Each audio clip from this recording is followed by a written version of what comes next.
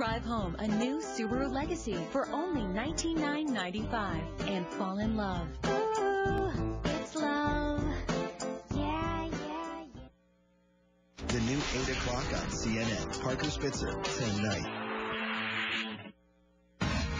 Let's head out to New Mexico right now. That's where Democrats may be at risk of losing the governor's office. The Lieutenant Governor, Dianne Dinesh, is fighting to hold on to the job now held by fellow Democrat Bill Richardson. But polls show Republican District Attorney Susana Martinez is leading the race to become New Mexico's first woman governor. If Martinez wins, she'd also be the first Latina governor in the nation. Our national political correspondent Jessica Yellen is in New Mexico right now. She's standing by. Potentially could be making history out there. A little bit of the campaign is sort of getting ugly as well. Let me play some of these ads, some of these snippets, and then we'll discuss. Martinez gave criminal illegals prison time. Richardson Dinesh gave them driver's licenses. Today, we don't know where these sex offenders are lurking because Susana Martinez didn't do her job. A department in Dinesh's cabinet gave sanctuary to criminal illegals, like child molester Juan Gonzalez. Republican Martinez and her Texas backers would let corporations run wild. Martinez would allow 400% interest on loans. I guess that's pretty nasty stuff we're hearing in those ads. Set the scene for us. Tell our viewers what's going on, the latest poll numbers. What do we expect? Well, right now, the Republican is polling ahead in this race, but it is still a tight one. And I want to give you a sense of why people even outside New Mexico should care about this governor's race. First of all, Wolf, this is a year, to be honest, in which we've seen an awful lot of press coverage of women candidates who are gaffe-prone. Here are two women running against each other. Even their critics do not question their credibility.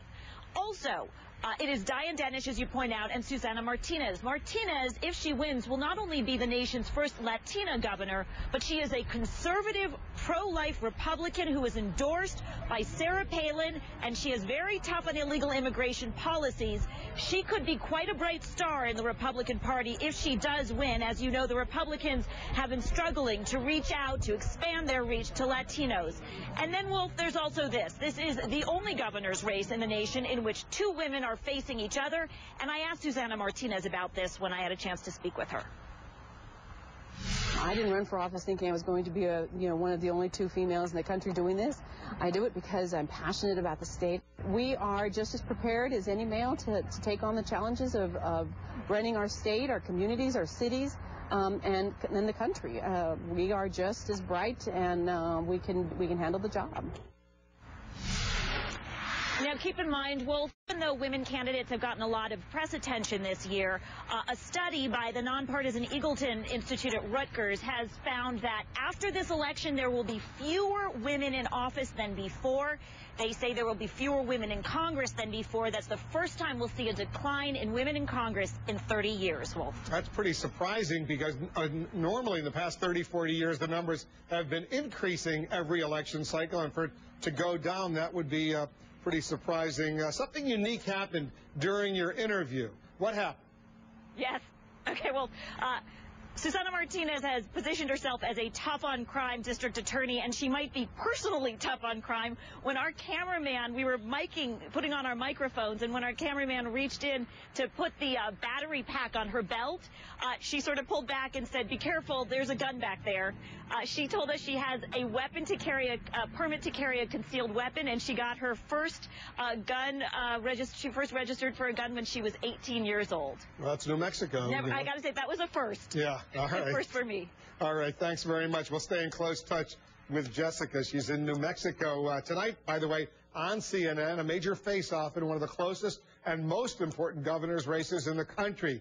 Please join CNN's John King as he moderates the Florida governor's debate between the Democrat Alex Sink and the Republican Rick Scott tonight, 7 p.m. Eastern, right after we go off the air in the Situation Room. Many Americans across the country are already casting ballots. Are they providing us with some clues about the results on Election Day? We're assessing. And a new accusation that the Obama White House is being sloppy and unprofessional. More on the president's big mess in tiny Rhode Island.